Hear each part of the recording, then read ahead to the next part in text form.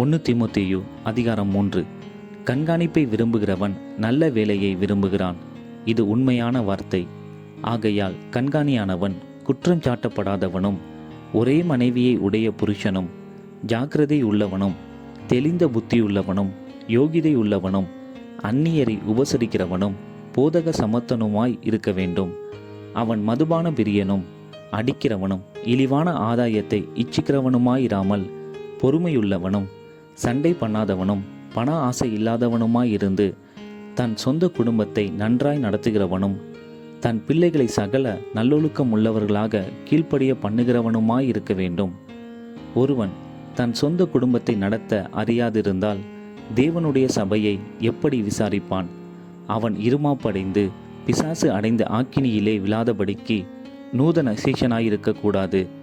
அவன் நிந்தனையிலும் பிசாசின் கண்ணியிலும் விழாதபடிக்கு புறம்பானவர்களால் நற்சாட்சி பெற்றவனுமாயிருக்க வேண்டும்.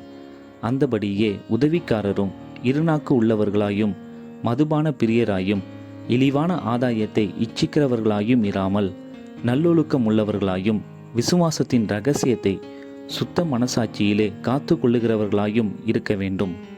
மேலும் இவர்கள் முன்னதாக சோதிக்கப்பட வேண்டும். குற்றம் சாட்டப்படாதவர்களானால் உதவிக்காரராக ஊழியம் செய்யலாம்.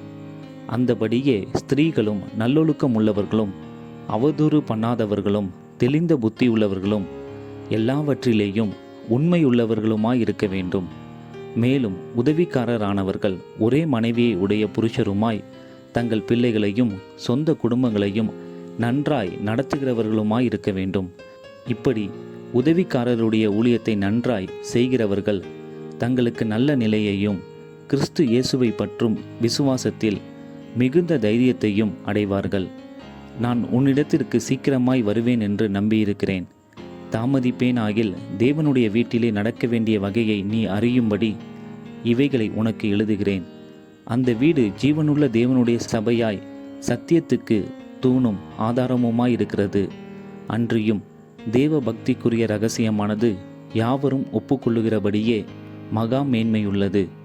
தேவன் மாம்சத்திலே வெளிப்பட்டார், ஆவியிலே நீதியுள்ளவர் என்று விளங்கப்பட்டார்.